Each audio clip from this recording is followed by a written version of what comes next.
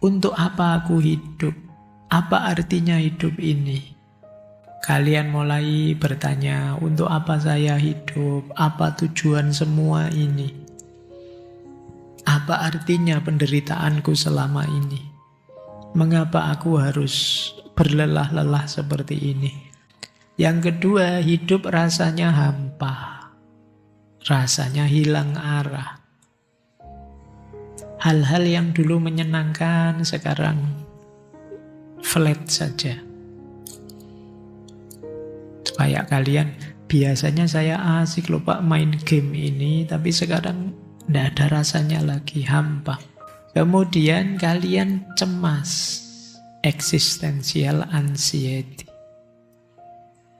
Bukan cemas terhadap sesuatu, tapi cemas tentang keberadaanmu sendiri.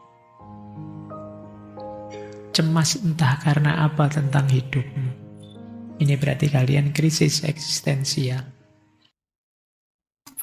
Assalamualaikum warahmatullahi wabarakatuh. Bismillah. Mari kita lanjut lagi belajar kita, ngaji kita. Jadi intinya ngaji filsafat itu ya ngaji, kita belajar ya. Segala yang di luar itu bonus.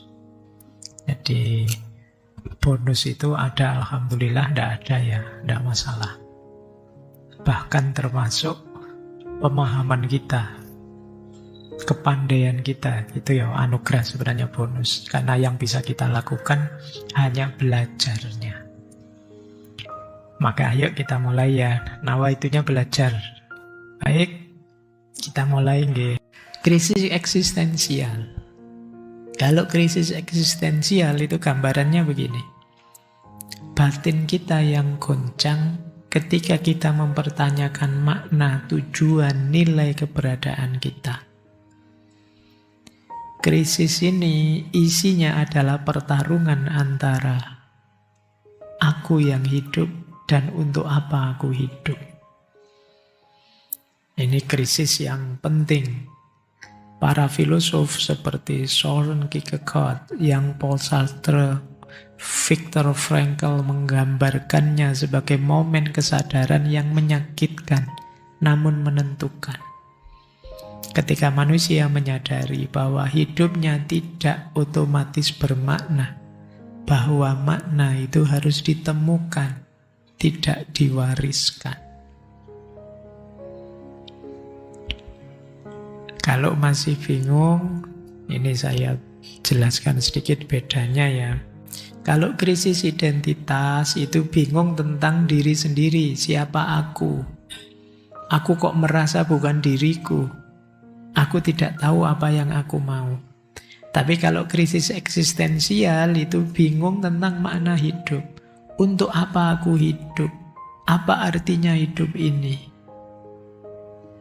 Ini sebenarnya satu rangkaian. Krisis identitas mengantarkan biasanya membawa orang pada krisis eksistensial. Karena begitu orang kehilangan jati diri, dia mulai mempertanyakan mengapa dia hadir di dunia ini. Jadi ini satu rangkaian ya, meskipun beda maksud. Begitu kita krisis jati diri kita, pada akhirnya juga akan membawa pada krisis eksistensial.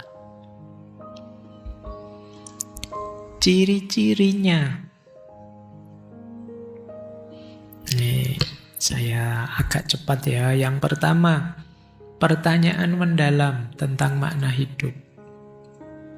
Kalian mulai bertanya, untuk apa saya hidup? Apa tujuan semua ini? Apa artinya penderitaanku selama ini? Mengapa aku harus berlelah-lelah seperti ini? Apa gunanya kuliah, ngaji, menghabiskan duitnya orang tua? Apa sih maknanya? Jadi kalian mulai bertanya itu berarti sedang mengalami krisis eksistensial. Yang kedua, hidup rasanya hampa. Rasanya hilang arah. Hal-hal yang dulu menyenangkan sekarang flat saja. Kayak kalian, biasanya saya asik loh Pak main game ini, tapi sekarang tidak ada rasanya lagi, hampa. Biasanya saya semangat sekali Pak kuliah, ngaji, tapi sekarang tidak ada rasanya. Kemungkinan kalian mengalami krisis eksistensial. Yang ketiga, kalian tidak menikmati hidupmu. Kalian merasa terpisah dari dirimu.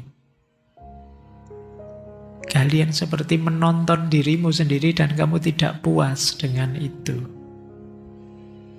Nah, ini kebingungan tentang identitas dan nilai. Itu berarti kalian krisis eksistensial. Kemudian kalian cemas, existential anxiety. Bukan cemas terhadap sesuatu, tapi cemas tentang keberadaanmu sendiri. Cemas entah karena apa tentang hidupmu. Ini berarti kalian krisis eksistensial. Kemudian juga kalian gentar, kalian sedih saat sadar bahwa waktu terus berjalan dan pada akhirnya hidup kita akan sampai di titik akhir. Kalian gelisah. Ini waktu nambah terus. Sebentar lagi aku meninggalkan masa mudaku. Tapi kok rasanya belum apa-apa aku ini. Sudah sarjana sih saya Pak, tapi kok rasanya belum jadi apa-apa. Masih tidak ngerti apa-apa. Sudah kuliah S2 sekian tahun saya Pak, tapi masih ngeblank saja. Rasanya masih hampa saja. Kemungkinan kalian mengalami krisis eksistensial. Kemudian kalian merasa muak dengan dirimu sendiri yang penuh topeng. Kalian ingin jadi dirimu. Mungkin kemarin ada banyak topengmu, topeng prestasi, topeng pekerjaan, topeng status. Yang sekarang menurutmu tidak penting lagi. Ngapain aku harus acting seperti itu? Jangan-jangan selama ini kita belum jadi diri kita sepenuhnya, kita hanya acting saja. Di depan dosen kita acting jadi mahasiswa yang baik. Di depan orang tua kita acting jadi anak yang baik. Tanpa kita paham maknanya, tanpa kita sadar sepenuhnya tentang apa yang kita lakukan itu. Itulah krisis eksistensial. Nah, ini jauh lebih dalam. Kalau tadi identitas, sifatnya luar diri, hubungan dengan luar. Kalau ini sudah sangat ke dalam. Ayo kita tengok sebentar pendapatnya para filosof ya. Ini hampir semua sudah pernah kita bahas. Yang pertama Kierkegaard. Kata beliau, krisis itu terjadi ketika manusia terlalu sibuk dengan dunia, melupakan sisi rohani spiritualitas dirinya.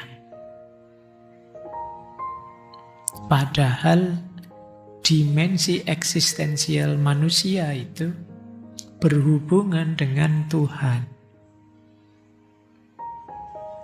Jadi krisis terjadi karena kita terlalu sibuk dengan dunia, tidak lagi terhubung dengan Tuhan. Kita hanya ikut arus orang lain. Ini Kierkegaard. Yang kedua, Sartre. Jean-Paul Sartre. Kata dia, krisis itu terjadi karena manusia dikutuk untuk bebas.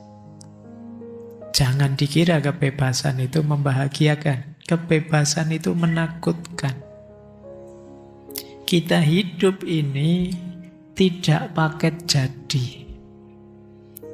Kita harus memutuskan, milih, kemudian menjalankan sesuai pilihan kita dan siap menanggung resikonya. Dan itu mengerikan kalau di Sartre. Jadi terus kita cemas, kita takut jangan-jangan saya salah milih. Kok ya berat harus nanggung akibatnya.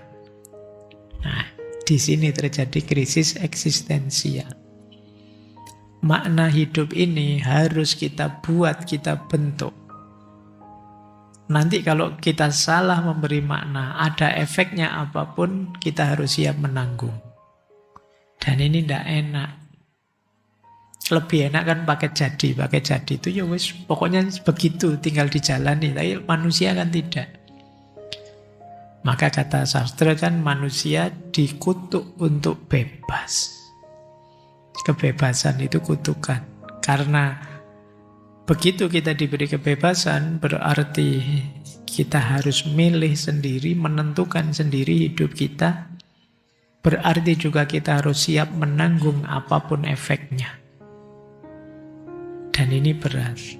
Disinilah krisis eksistensial. Ada lagi kamu. Dulu pernah kita bahas beliau tentang absurdnya hidup ini. Hidup ini memang absurd, kata kamu. Kita mencari makna kemana-mana dan dunia tidak memberi kita makna. Dunia diam saja. Pasnya gimana kita juga tidak tahu. Kan nanti ada ilustrasinya Sisyphus yang mendorong batu ke puncak bukit terus dijatuhkan lagi, didorong lagi ke atas. Hidup itu seperti seabsurd itu. Jadi itu krisis. Kita mencari makna, mengejar makna untuk jatuh pada absurditas. Kalian kuliah demi gelar misalnya, demi ijazah. Yang ijazah itu untuk mencari pekerjaan. Tapi toh tidak ada jaminan kalau kamu punya ijazah, punya gelar, dapat pekerjaan. Kalian mencari pasangan terbaik yang kalian mampu. Dengan asumsi kalau sudah punya pasangan, hidup lebih tenang, lebih bahagia. Tapi siapa berani menjamin hidupmu lebih bahagia kalau punya pasangan? Tapi siapa juga berani menjamin bahwa kamu lebih bahagia kalau sendirian? Hidup ini seabsurd itu kalau ikut kamu. Serba tidak mesti, tidak ada kepastian satupun. Jalannya terus gimana? Ya kata kamu, mari kita bayangkan Sisyphus itu bahagia. Itu saja sudah. Maksudnya dia apa? Cara satu-satunya untuk kita tetap bahagia menghadapi absurditas, kita terima absurditas itu. Jadi kalau kalian tiba-tiba sudah menikah, kok ternyata lebih pahit kayak gini ya. Yo itulah hidup absurditas. Itulah absurdnya hidup. Nikmati saja. Nah, menerima absurditas. Oke, tapi kan itu tidak enak. Ayo, mungkin memang tidak enak. Tapi kamu ngambil jalan yang berbeda pun juga tidak mesti enak. Kita tidak tahu pastinya kemana. Jadi satu-satunya jalan, ya menerima absurditas. Itu kamu. Nanti ditambahi oleh Viktor Frankl. Dulu pernah kita bahas juga beliau. Dengan logo terapinya. Kata Frankl, tidak usah khawatir. Bahkan dalam penderitaan yang paling pahit sekalipun, manusia masih bisa menemukan makna. Kalau dia masih bisa menemukan makna, dia pasti akan bisa bertahan.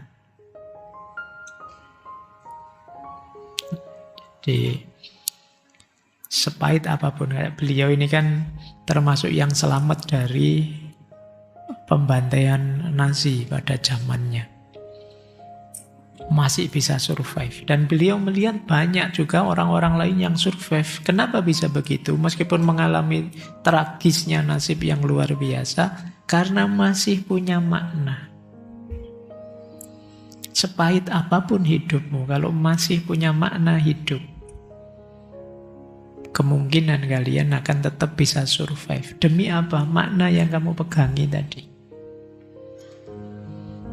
Kalau kalian sudah target misalnya, Pak saya harus mencapai ini, mencapai itu. Proses menuju ke sana mungkin sangat pahit, tapi kalian akan tetap siap survive, menanggung apapun. Krisis itu ketika orang kehilangan makna. Istilahnya Frankl, existential vacuum, kehampaan eksistensial. Obatnya menemukan tujuan, menemukan makna. Nanti ada lagi May dan Yellow. Ini psikolog sebenarnya. Dia punya teori krisis itu sebenarnya ketika kita menghadapi kenyataan hidup. Tidak harus pakai rumus jelimet absurditas. Hidup itu sendiri isinya ketegangan-ketegangan, krisis-krisis. Setidaknya menurut mereka berdua ada 4 hal yang mau tidak mau membuat kita cemas. Yang pertama apa? Kematian. Hidup kita kan berakhir di kematian dan itu mencemaskan. Yang bisa datang tiba-tiba. Yang kedua seperti Sartre tadi, kebebasan. Kebebasan itu mencemaskan. Karena orang bisa salah memutuskan, salah jalan. Yang ketiga, kesendirian.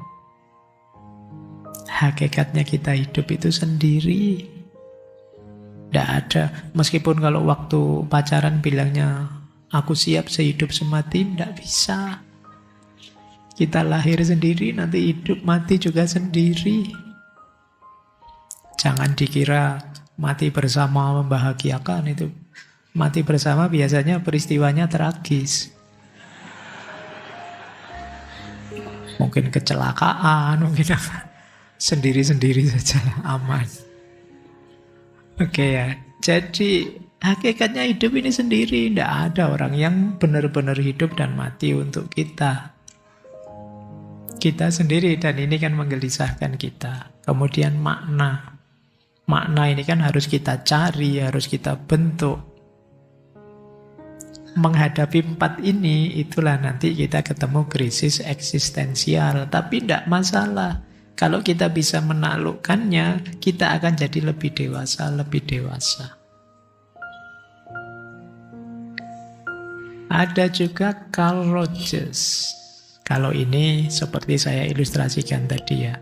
Hidup, krisis itu karena hidup yang tidak otentik. Jadi krisis terjadi ketika diri sejati, apa yang kita rasakan, apa yang kita yakini, tabrakan dengan diri ideal. Diri ideal itu apa yang diharapkan oleh orang lain, diinginkan oleh orang tua kita, dimaui oleh dosen-dosen kita, itu diri ideal. Kamu harus begini, kamu harus begitu. Nah, ini diri ideal. Ketika itu tabrakan dengan diri sejati, aku ingin ini, aku ingin itu. Itulah krisis eksistensial. Tadi ya, melahirkan false self. Kalau kita terlanjur false self, ayo berjuang untuk jadi diri kita sendiri. Baik, jadi ada beberapa filosof tadi ya, 6 filosof. Ini yang terakhir ini, 2 terakhir belum kita bahas, tapi 4 sebelumnya sudah kita bahas di ngaji filsafat. Ya kapan-kapan kita lanjutkan di tokoh-tokoh terakhir ini. Saya lanjutkan. Ada kalimat menarik dari Frankl. The existential vacuum manifests itself mainly in a state of boredom. Kehampaan eksistensial itu manifestasinya secara umum adalah kondisi kebosanan. Ini menarik kata Frankl. Orang yang mengalami krisis eksistensial, yang merasa hampa eksistensial, itu ciri utamanya sebenarnya bukan depresi, tapi kata dia apa? Kebosanan. Kayak kalian kalau bosan itu loh, jenuh itu loh, kan terus jadi males. Orang yang hampa eksistensial itu males hidup. Bosan. hidup kok gini-gini aja ya. Nah, nanti itu bosan dengan hidupmu sendiri. Jadi kenapa bosan? Karena kamu tidak punya arah. Karena kamu tidak ada yang ditarget dalam hidup. Biasanya orang yang mengalami kebosanan ini terus mencari hal-hal semu untuk mengatasi kebosanannya. Misalnya, nyari hiburan berlebihan. Nonton YouTube terus. Netflix tidak selesai-selesai. Nonton drama Korea, satu judul ganti judul yang lain, ganti judul yang lain. Kamu nyari hiburan terus-menerus, kemungkinan kamu sedang bosan dengan hidupmu. Atau konsumsi berlebihan, atau pencitraan berlebihan, atau target pencapaian-pencapaian dangkal. Jadi pencapaian dangkal itu ya entah apalah kamu target apa yang sebenarnya tidak penting sama sekali. Tapi kamu tetapkan untuk dirimu. Setelah ngaji, saya harus maju duluan salaman yang paling nomor 1 dengan Pak Faiz misalnya. Padahal itu loh, ngapain kamu target wong yo, kamu kapan saja salaman yo bisa, ndak harus nomor 1 juga bisa. Tapi kamu sering iseng kayak gini, mencari capaian-capaian dangkal. Entah apa, kalian ngerti sendiri ya, kamu sebutnya hal-hal remeh, hal-hal receh itu. Nah, kamu target.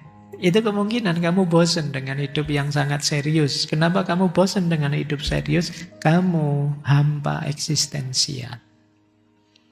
Pinginnya hiburan terus. Yang dicari komedi terus, dagelan terus. Nah, kemungkinan kamu lelah di hidupmu yang sejati. Tapi awas, kesenangan tidak pernah bisa menggantikan makna.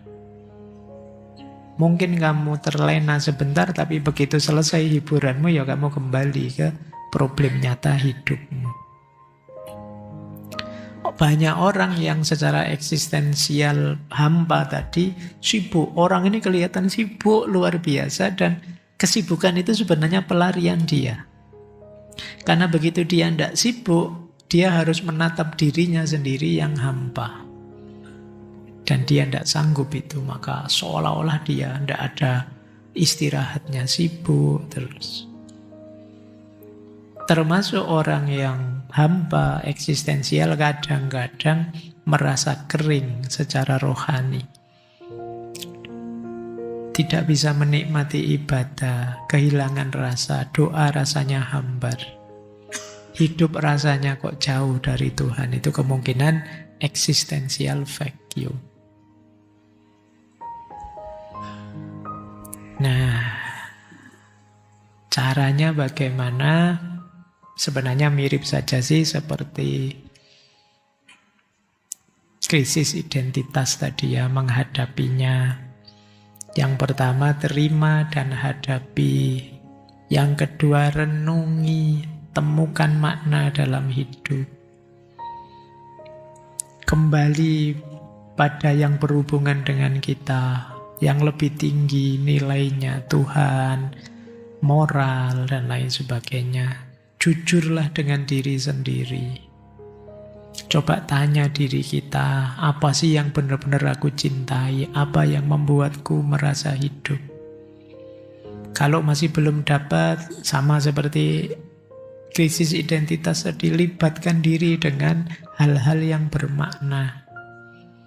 Kalau masih bingung, masih gelisah, ya cari orang yang bisa meringankan, nyari bimbingan spiritual, terapi. Seperti Frankl ada logoterapi dan lain sebagainya. Masih berat, apalagi sangat mengganggu hidupmu, ya mau tidak mau kalian harus berobat. Kalau sudah sangat akut, ya mau tidak mau gimana lagi. Apalagi kalau sudah mengganggu ritme hidupmu. Jangan takut-takut untuk berkonsultasi pada ahlinya. Karena seperti sering saya bilang, kan ada penelitian itu, jumlah orang yang terkena gangguan jiwa itu tiap tahun semakin meningkat. Jangan-jangan termasuk kita. Meskipun ya karena kita tidak pernah periksa saja kita rasanya waras. Nanti jangan-jangan kalau begitu diperiksa terus, wah stadium 5 ini. Oke, baik ya. Jadi tidak usah malu-malu kalau merasa sudah sangat berat bebanmu ya. Nyari ahli. Nah, tentang eksistensi ada quotes menarik. Pierre Teilhard de Chardin. Kata dia, we are not human being having a spiritual experience. We are spiritual being having human experience. Kita bukan manusia, makhluk manusia yang punya pengalaman spiritual, tapi kita adalah makhluk spiritual yang punya pengalaman manusia. Ini kalimatnya menarik. Jadi kita itu hakikatnya spiritual. Terus di bumi ini mencari pengalaman kemanusiaan. Kita bukan manusia yang ditempeli spiritualitas. Tapi kita spiritual yang menempat dalam jasad. Ini sebenarnya salah satu contoh bagaimana kita menemukan hakikat eksistensial diri kita. Quotes ini menggeser pusat kesadaran dari tubuh ke ruh, dari dunia ke makna. Mari kita sadari bahwa spiritualitas itu bukan tambahan dalam hidup kita, tapi justru inti. Maka kalau dalam tasawuf, manusia itu disebut insan ruhani. Dunia ini hanya tempat singgah, bukan rumah asal kita. Kita nanti kembali kepadanya. Berarti memang hakikat kita itu spiritual. Maka seperti minggu lalu, kehilangan spiritualitas otomatis kita mengalami krisis eksistensial. Jadi kata seorang sufi, aku bukan badan yang memiliki jiwa, tetapi jiwa yang menempati badan. Oke, baik. Yo, melupakan hakikat ini, kita lupa dengan hakikat diri, hakikat eksistensial kita. Baik, teman-teman, kita review sebentar. Sebelum minggu depan kita lanjut ke krisis digital.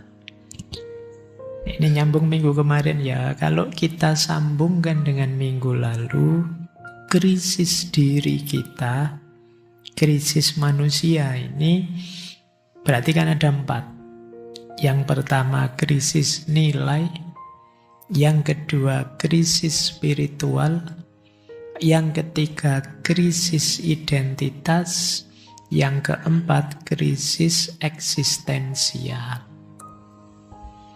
Ini kalau diibaratkan pohon, makanya di situ pohon krisis namanya. Diawali dari krisis nilai. Krisis nilai ini kalau dihubungkan dengan pohon itu seperti tanahnya. Orang yang tidak percaya nilai-nilai, kebingungan dengan nilai-nilai, seperti pohon di tanah yang kering. Kalau tanahnya kering, ya dia tidak akan bisa menumbuhkan tumbuhan, menumbuhkan pohon itu secara segar, secara sehat. Jadi memang semuanya berawal dari nilai. Kalau kita krisis nilai, berarti ya kita akan kesulitan menghadapi krisis-krisis selanjutnya.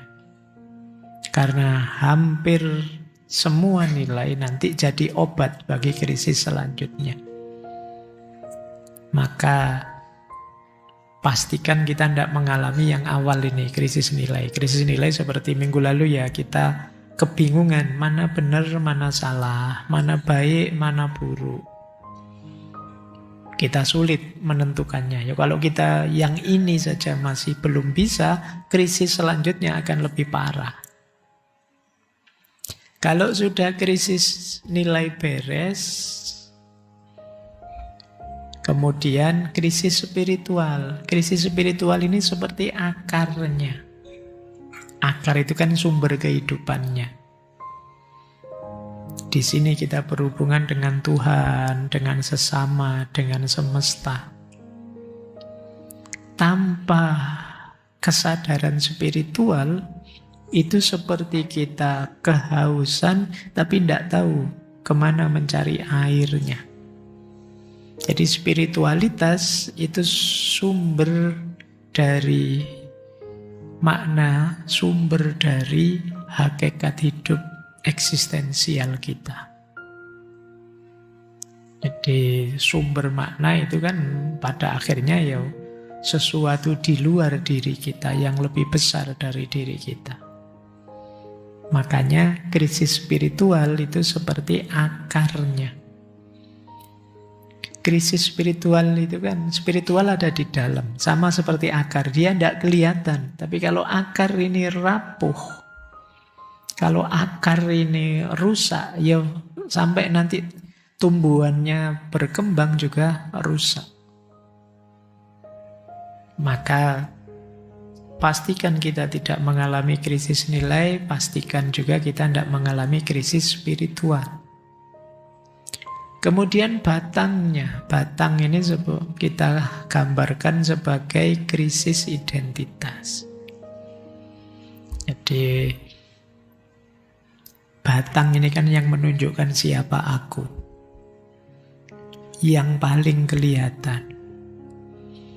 Tapi kalau tanahnya kering, akarnya rapuh, batangnya juga tidak akan kuat, akan goyah. Aku tidak lagi jelas bentuknya. Ini krisis identitas sudah. Siapa aku, apa mauku, tidak jelas. Ini seperti batang yang goyah. Kenapa terjadi itu? Karena lupa akar spiritualnya. Kenapa bisa lupa akar spiritualnya? Karena tanahnya kering.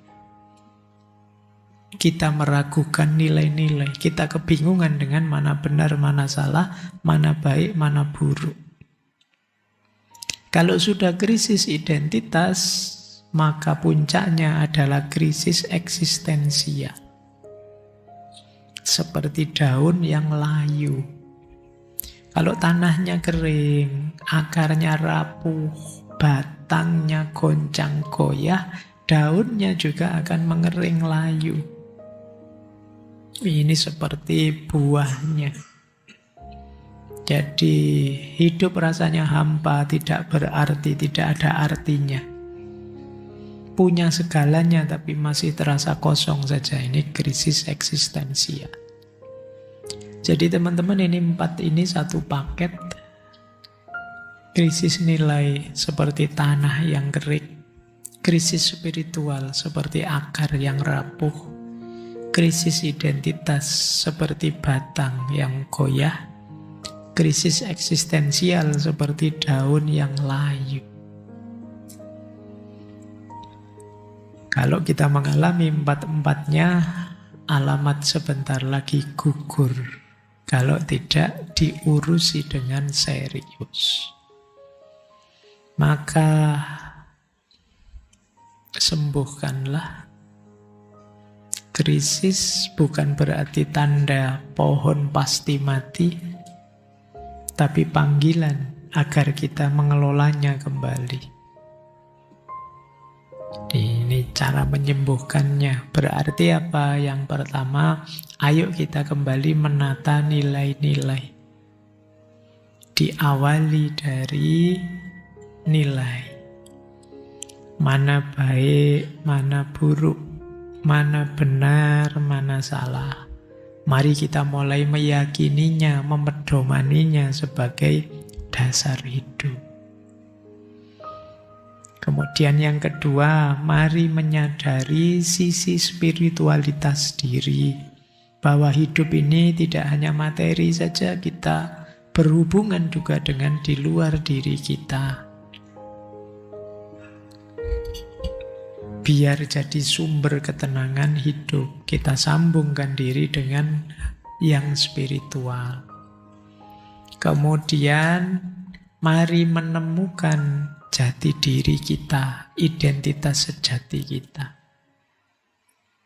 Jadi biar apa? Biar kokoh hidup kita. Orang yang tidak tahu identitasnya, tidak sadar jati dirinya, ia tidak bisa melakukan apapun.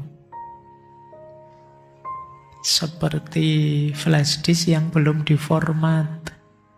Kalau tidak ada identitasnya, kalian isi apapun, seberkualitas apapun datanya, kalau flash disk mau belum diformat, ya masuk ke dalam, hilang dia. Apalagi flash disk yang murah-murah.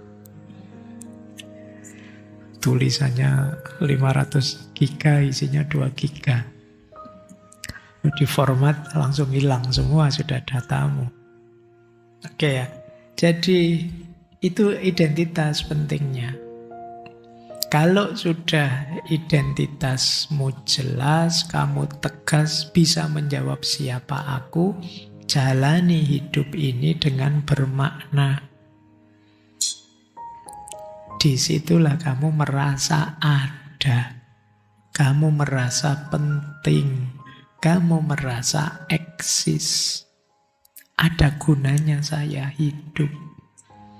Kalau identitasmu masih bermasalah, kamu sulit untuk hidup bermakna. Wong kamu tidak tahu siapa dirimu, apa kemanfaatan yang bisa kamu bagi ke sekelilingmu. Dan di antara sumber identitas itu ya kamu harus paham spiritualitas. Karena bagian terdalam dirimu itu sisi spiritualitasnya. Untuk bisa menemukan spiritualitas terdalam dirimu secara tepat, kalian harus sadar nilai. Mana benar, mana salah, mana baik, mana buruk. Jadi ini satu rangkaian. Kalau beres di 4 krisis ini, insya Allah kalian lebih mudah menjalankan hidupmu, lebih bahagia dengan pemahaman yang lebih dalam tentang dirimu. Baik ya, ini materi 2 minggu terakhir ini, semoga jadi bahan refleksinya teman-teman. Ada di titik mana aku? Tidak usah merasa, Pak, apalah saya, siapalah saya. Kalian merasa rendah diri, merasa tidak berarti, tidak bermakna, dan lain sebagainya. Setiap diri kalian itu bermakna. Setiap diri kalian itu penting. Allah tidak pernah iseng menghadirkan kalian ke bumi ini. Allah serius. Tinggal kamunya serius atau tidak menjalankan hidupmu. Baik, saya kira itu untuk malam hari ini. Semoga sedikit-sedikit bisa ditangkap. Semoga ada manfaatnya. Kurang lebihnya saya mohon maaf. Wallahul muwaffiq. Wallahu a'lamu bissawab. Wassalamualaikum warahmatullahi wabarakatuh.